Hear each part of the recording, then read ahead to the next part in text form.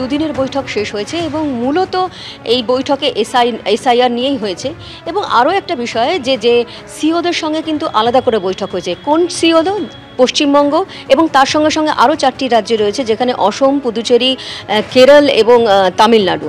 এবং আগে এটাতে অনেকটাই স্পষ্ট হয়ে যাচ্ছে যে 5টি রাজ্যে যেহেতু 2026-এ নির্বাচন রয়েছে, বিধানসভা নির্বাচন রয়েছে, সেক্ষেত্রে যেখানে বিধানসভা নির্বাচন আগামী বছর রয়েছে সেখানে আগে এসআইআর হতে পারে, এমনটাই কিন্তু বলা হচ্ছিল। সেটা কিন্তু আরও স্পষ্ট ইঙ্গিত দেওয়া হলো যে এই 5 রাজ্যের যে সিও তাদের সঙ্গে কিন্তু আলাদা করে বৈঠক করেছে নির্বাচন কমিশনের ফুল বেঞ্চ।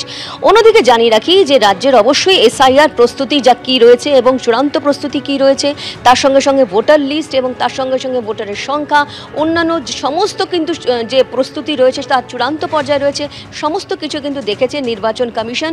এবং অবশ্যই যেহেতু এটা এসআইআর নিয়েই হয়েছিল এবং বিহারের এসআইআর পরে যেভাবে নির্বাচন রয়েছে বিহারের নভেম্বরে, এবং তার আগেই কিন্তু এই সমস্ত রাজ্য এবং কেন্দ্রশাসিত সিওদের সঙ্গে আলাদা করে বৈঠক হলো, এসআইআর নিয়ে বৈঠক হলো এবং তার মধ্যেও কিন্তু 5 রাজ্যকে বেছে নেওয়া হলো যাদের নির্বাচন হচ্ছে একেবারে বিধানসভা নির্বাচন 2026-এ, তাদের সিওদের সঙ্গে কিন্তু আলাদা করে বৈঠক করা হলো নির্বাচন কমিশনের তরফ থেকে। এতে অনেকটা ইঙ্গিত মিলছে যে রাজ্যে পরবর্তীতে একদম আগামী বছর নির্বাচন, সেখানে আগে এসআইআর হতে পারে। সেক্ষেত্রে অবশ্যই নির্ভর করতে হবে নির্বাচন কমিশনের ওপর, কবে তারা একদম আনুষ্ঠানিকভাবে ঘোষণা করে দেয়, কবে এসআইআর হচ্ছে দিনক্ষণ ঘোষণা করে।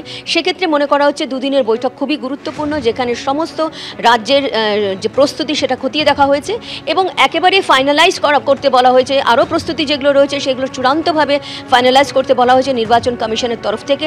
এটা দীর্ঘ বৈঠক ছিল, কালকেও বৈঠক হয়েছে এবং আজকেও বৈঠক হয়েছে একেবারে পুঙ্খানুপুঙ্খ সমস্ত বিষয় নিয়ে, যেখানে হচ্ছে একদম ভোটার সংখ্যা থেকে শুরু করে, ভোটার লিস্ট থেকে শুরু করে এবং যাবতীয় সমস্ত ইনফ্রাস্ট্রাকচার থেকে শুরু করে সমস্ত কিছু কিন্তু নির্বাচন কমিশন জানতে চেয়েছে। আর যে কিছু প্রস্তুতি বাকি রয়েছে সেগুলো কিন্তু চূড়ান্ত করার কথাই বলা হয়েছে। এবং অবশ্যই আলাদা করে বৈঠক হয়েছে সিওদের সঙ্গে, যেই সিওরা একদম পশ্চিমবঙ্গের রয়েছেন এবং এই রাজ্যের মুখ্য নির্বাচনী আধিকারিক মনোজ কুমার আগরওয়ালের সঙ্গে যেহেতু আলাদাভাবে পৃথকভাবে বৈঠক হয়েছে এবং অন্যদিকে 4 জন যে সিও রয়েছে একদম পুদুচেরি, কেরল, তামিলনাড়ু এবং এদের সাথেও কিন্তু আলাদাভাবে বৈঠক হয়েছে। অর্থাৎ বোঝা যাচ্ছে যে নির্বাচন কমিশন যে রাজ্যে কিন্তু ভোট রয়েছে আগামী বছর সেখানে কিন্তু এসআইআর আগে করাতে চাইছে, এরকমই কিন্তু ইঙ্গিত মিলছে। তবে অবশ্যই পুরোটাই নির্ভর করছে নির্বাচন কমিশনের ওপরে, তারা কোন দিনক্ষণ ঘোষণা করে সমস্ত রাজ্যে এবং তার পরবর্তীতে অন্যান্য জায়গায় কবে কোথায় এসআইআর হবে। তবে এটা ঠিক আর মাত্র দিনক্ষণের ঘোষণার অপেক্ষায় চূড়ান্ত প্রস্তুতি হয়েছে এবং সেই নিয়ে এই দুদিনের বৈঠক খুবই গুরুত্বপূর্ণ ছিল।